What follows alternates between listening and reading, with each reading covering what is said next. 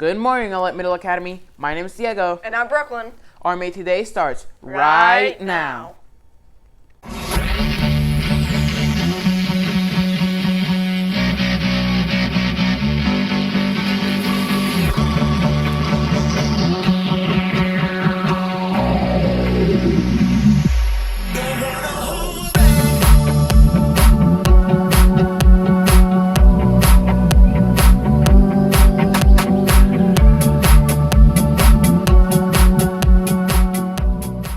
Welcome to RMA Today, your source for RMA news you need to know. Today is Friday, December 2nd, and it's an odd day. And we declare this day as RMA's Dinosaur Appreciation Day. We'll be sharing some dinosaur fun facts and some very corny dinosaur jokes throughout today's show. Did you know the longest dinosaur was the Argentinosaurus, which measured over 130 feet long, which is as long as 4 fire engines? Its remains have been found in Argentina, South America. Now let's stand for the Pledge of Allegiance. I pledge allegiance to the flag of the United States of America and to the republic for which it stands, one nation, under God, indivisible, with liberty and justice for all. I wonder what's for lunch? Dino burgers? Let's hope it's pizza. Here's today's lunch menu.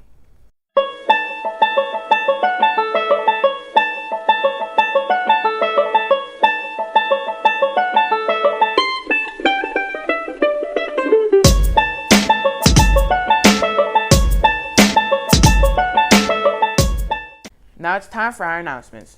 Toys for Tots Drives is currently going on. Bring in your new unwrapped toy to Mrs. Stasny's room before school for 100 hero points per toy. Make sure you contribute before the collecting goes extinct. When you go to the UTC Mall this weekend for all your holiday shopping, don't forget to stop by and see our RMA holiday card. The card is located in front of the Dillard side of the mall. Make sure you take a selfie in front of the card and send us your picture to RMA Today at rmaowls.com. And don't forget to vote for our card. Go to the UTC Facebook page to vote. A few weeks ago, all students created arts-related projects based upon the Read Across Rowlett book, A Descent into the Maelstrom. Here are Olive, Les, and Brooklyn with more on how RMA recreates learning to make reading more fun. The ways of God and nature, as in providence, are not as our ways. From a classic work of literature to the modern era of the arts. This is what November 1st and 2nd, 2022 was all about for RMA students taking part in Read Across Rowlett. So Read Across Rowlett is a tradition at our school where we pause our traditional curriculum and come together as a school and read a common text. So 6th, 7th, and 8th grade students all read the same text throughout the school day and then complete activities that correspond to that reading. For this Read Across Rowlett, we read a classic short story by Edgar Allan Poe named A Descent into the Maelstrom. We really want students to be able to make a connection with the text and the arts.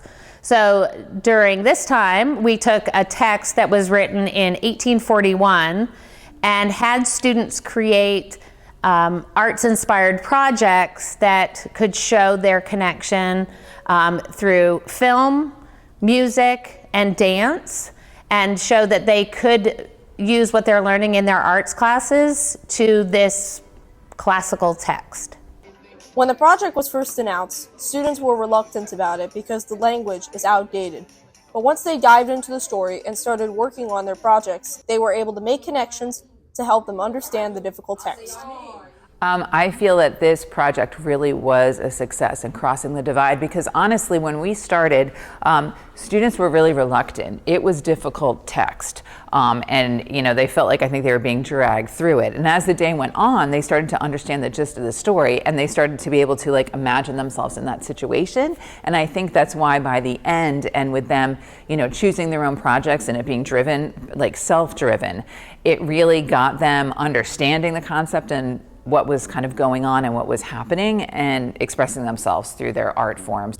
I did the musical composition on GarageBand and the storyboard, and I feel like it really helped me understand the text more, especially with being a more complex text.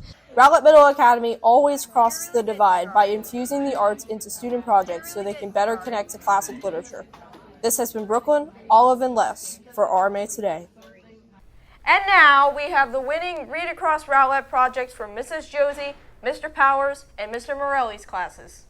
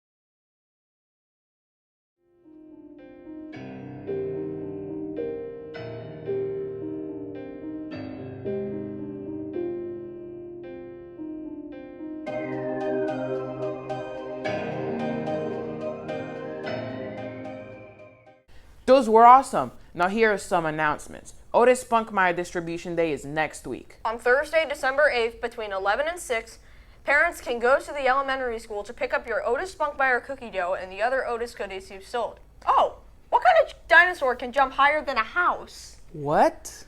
All of them! Houses can't jump! Okay, now back to the news. The holiday season is upon us, which means there's a Spirit Week coming up. Although the Dress Down Week will not be until the week before break, we're giving you the heads up so you will have time to prepare your dress down wardrobe.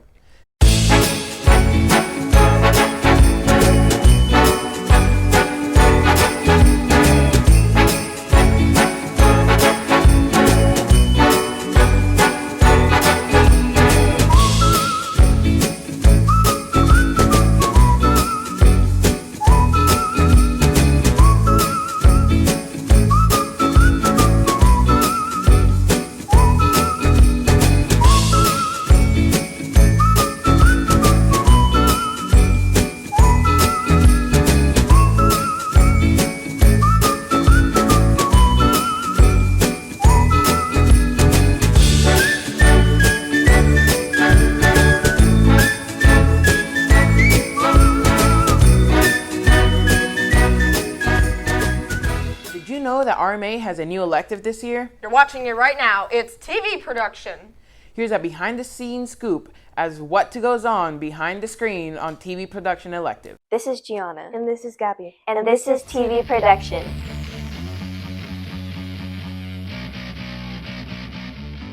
So in TV production, students learn how to run a live news show. And they will learn how to operate all the equipment in a TV studio and also learn how to make news packages. We not only have a class that has regular assignments, but we also have students are assigned in the mornings to come a little bit early before school to rehearse for our live morning broadcast, and then we go live at 8:20 when the bell rings. So usually students will be assigned at least once a week to work on the live news show. So they'll have to be to school by 8 a.m. so they can be here in time for the rehearsal. Well, we have to make packages for the daily news, what you guys will see, the graphics for lunch, or we schedule Mr. Clark, Miss Dean, or Miss Erickson to come in and give them the daily rundown. Here's a quick introduction to equipment used in news crew. For the teleprompter, you use 2 fingers that scroll on the computer. This is very important because it is the script for the anchors to read. You also can't scroll too slow or too fast. Audio director makes sure there aren't any issues with audio while live. Cameras. The cameras must be set up in the right way so you can see the person and not the lights or anything around the room. The director controls what is on the screen and tells anchors when to be ready to say the next segment. This is Gianna. And this is Gabby. From TV Production. Back to you, anchors. Thanks to Gabriella and Diana for that behind-the-scenes look. That's all we have for you today. But before we go, here's one last corny dinosaur joke. Did you hear about the dinosaur that crashed their car? No? It was at Tyrannosaurus Rex. Anyways, thanks for joining us on our daily news adventure. Please stay tuned for the Mindful Minute. Ah!